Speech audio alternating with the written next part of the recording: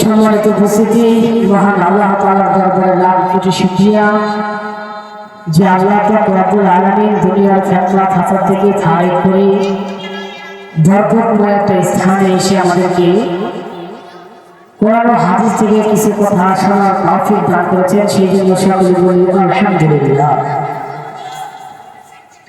সংক্ষিপ্ত সময়ে সংক্ষিপ্ত আলোচনা পেশ করব ইনশাআল্লাহ। সম্মানিত প্রিয় উপস্থিতি, আমার পূর্বে অত্র মাহফিলের সভাপতি সাহেব অনেক সুন্দর আলোচনা করেছেন, যা আলোচনার সমস্ত কিছুর সারমর্ম হলো আমাদেরকে কোরআন মানতে হবে। ভাই সবাইকে মনোযোগ দিকে দিই, আমাদেরকে কি মানতে হবে? কথা বলেন, কি মানতে হবে? কোরআন মানতে হবে। কেন মানতে হবে? আমরা হলাম হযরত নবী করিম সাল্লাল্লাহু আলাইহি ওয়াসাল্লামের উম্মত, আল্লাহ তাআলার খাঁটি বান্দা। নবী করিম সাল্লাল্লাহু আলাইহি ওয়াসাল্লামের উপর এই মহাগ্রন্থ ঐশী আর কোরআন নাযিল হয়েছে। যেহেতু আমরা নবী করিম সাল্লাল্লাহু আলাইহি ওয়াসাল্লামের উম্মত, সেই অনুপাতে আমাদের প্রত্যেকটা বিষয়ে কোরআনের সাথে মহব্বত রাখতে হবে। কোরআনের সাথে কি রাখতে হবে? মহব্বত রাখতে হবে। আপনি যদি কোরআনের সাথে ভালোবাসা মহব্বত রাখেন, তাহলে আপনার জিন্দেগি হবে সবচেয়ে সুন্দর, আপনার জিন্দেগি হবে সবচেয়ে ভালো, আপনার জিন্দেগি হবে কোরআনের মতো সৌন্দর্য। হাসরের ময়দানে আল্লাহ পাক রব্বুল আলামিন যখন আপনাকে জিজ্ঞেস করবে, হে আমার বান্দা, তোমাকে তো আমি দুনিয়ায় সৃষ্টি করেছি, পাঠিয়েছিলাম, লম্বা হায়াত দিয়েছিলাম, তোমাকে অট্টালিকার মালিক বানিয়ে দিয়েছিলাম, তোমাকে কত নাজ নিয়ামত দিয়েছিলাম, তুমি আমার বান্দা আমি আল্লাহর জন্য কি নিয়ে আসছো? আমি আল্লাহর কাছে তুমি কি জমা দিবা? আমি আল্লাহর কাছে তুমি কি জবাব দিবা? প্রিয় দোস্ত বুজুর্গ, আপনার যদি দুনিয়ায় আমলটা ভালো থাকে, আল্লাহ রাসূলের সাথে আপনার চলাফেরা সুন্নাত অনুযায়ী চলাফেরা থাকে, তাহলে হাসরের ময়দানে আপনাকে আল্লাহ চিনতে পারবে, বলবে, হে ফেরেশতা দেখো, ওই যে ওইটাই তো আমার রাসূলের উম্মত, ওইটাই তো আমার খাঁটি বান্দা, তাকে ডাক দাও, তাকে নিয়ে আসো, আপনাকে নিয়ে মাওলার জান্নাতে দিয়ে দিবে। সুবহানাল্লাহ। আমরা কিন্তু সবাই মাওলার জান্নাতে যেতে চাই, চাই না? জান্নাতে জান্নাতে যদি যেতে চান, তাহলে ওই জান্নাতে যাওয়ার সার্টিফিকেট আপনাকে দুনিয়াতে অর্জন করতে হবে, দুনিয়াতে অর্জন করতে হবে।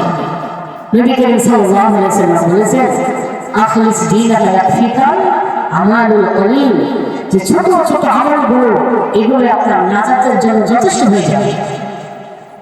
আপনি দেখেন যে আল্লাহ পাক রব্বুল আলামিন আপনাকে আমাকে কত সুন্দর করে সৃষ্টি করেছে। হ্যাঁ, আপনার আমার ভিতরে তাকাই, সবকিছু বাদ দিয়ে আপনার আমি আমার জিহ্বার দিকে তাকাই, যে আল্লাহ পাক রব্বুল আলামিন এই জিহ্বাটাকে যে সৃষ্টি করেছে, হ্যাঁ, কত সুন্দর করে তা এই জিহ্বা আমাদেরকে আল্লাহ তাআলা ফিটিং করে দিয়েছে। জিহ্বার মাধ্যমে আমরা কথা বলতে পারি, জিহ্বার মাধ্যমে আমরা বয়ান করতে পারি, জিহ্বার মাধ্যমে আমরা খাবার খাই, সেই খাবারের আমরা অনুভব করতে পারি। কিন্তু এই জিহ্বা, এই জবান যদি আপনার আল্লাহর দেওয়া জবানটা যদি আপনি আল্লাহর গুণগান গান, আল্লাহর ইবাদত করেন, আল্লাহ রাসূলের সুন্নাত অনুযায়ী চলেন, এই জিহ্বাটাই হাসরের ময়দানে আপনার জন্য নাজাতের জরিয়া হয়ে যাবে। আল্লাহ পাক রব্বুল আলামিন শুধু তাই নয়, আমাদেরকে মহব্বত করেন, ভালোবাসেন, বিধায় তো আল্লাহ পাক আমাদের জন্য কত কিছু সৃষ্টি করে দিয়েছে।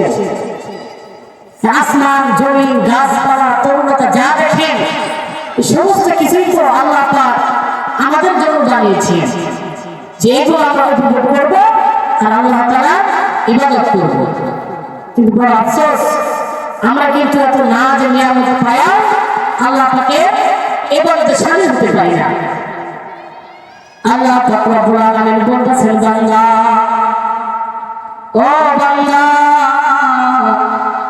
তুমি কি একটু চিন্তা করে দেখো না, ভাবো না, আমি আল্লাহ আসমান বানায় দিয়েছি, জমিন বানায় দিয়েছি।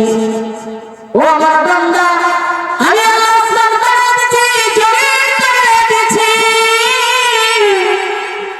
আমি আল্লাহ আসমান থেকে বৃষ্টি বর্ষণ করি বান্দা তোমার জন্য। ও আমার বান্দা, এই যে দিয়ে দিয়েছে কি জন্য? তোমার জন্য।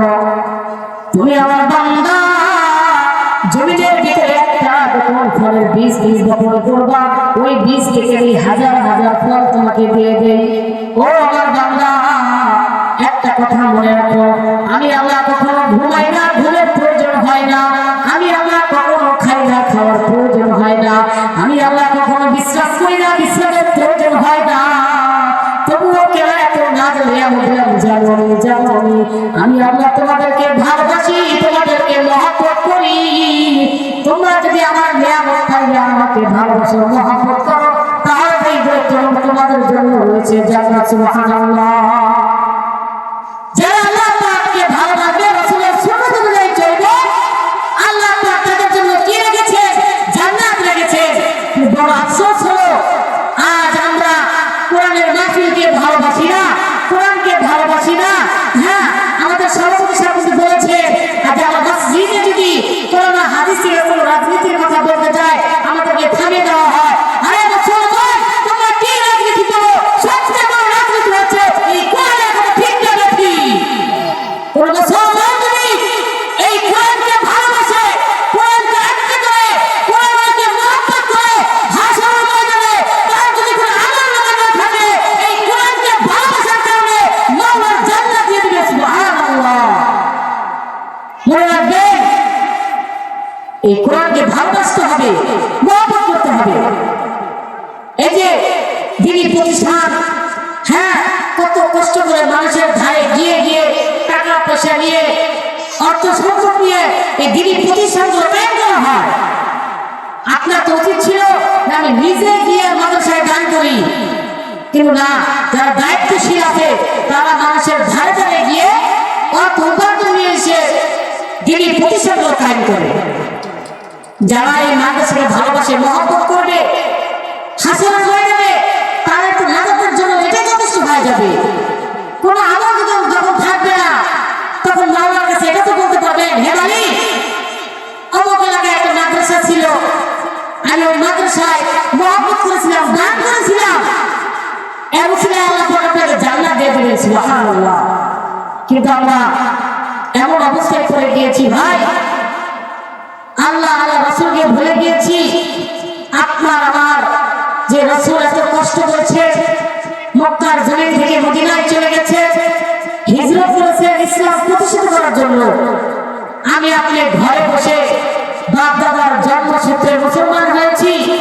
যারা দিন ইসলাম কায়েম করেছে, কোরআনকে আঁকড়ে ধরেছে, সাহাবায়ে কেরামরা শহীদ হয়েছে, রাসূল কত কাফেরদের কাছে গালি খেয়েছেন, মার খেয়েছেন, এই কোরআনের ভালোবাসার জন্য কোরআনকে আঁকড়ে ধরেছে। আর আমি আপনি যদি রাসূলের উম্মত হয়ে যদি কোরআনকে ভালোবাসতে পারি, কোরআন ওনাকে মহব্বত না করতে পারি, কি জবাব দিবে? মাওলার কাছে কি জবাব দিবে? কি জবাব দিবে?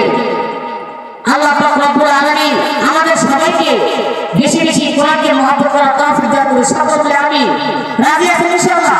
আমরা সবাই আল্লাহকে হাত তুলে দেখে, হে আল্লাহ, আপনি আমাদের সবাইকে কবুল করে নেন, কোরআনকে বেশি বেশি মহব্বত করার তৌফিক দান করে দেন। সবচেয়ে বেশি আল্লাহ তুমি আমাদের সবাইকে কবুল করে নাও। হাসরের ময়দানে এটাই বলতে পারি যে কোনো কিছু করতে পারি নাই, কিন্তু কোরআনকে মহব্বত করেছিলাম, কোরআন আল্লাহকে মহব্বত করেছিলাম। আল্লাহ পাক রব্বুল আলামিন আমাদের সবাইকে কোরআনকে বেশি বেশি মহব্বত করার তৌফিক দান করুন। ওয়া আখিরু দাওয়ানা আলহামদুলিল্লাহি রাব্বিল আলামিন।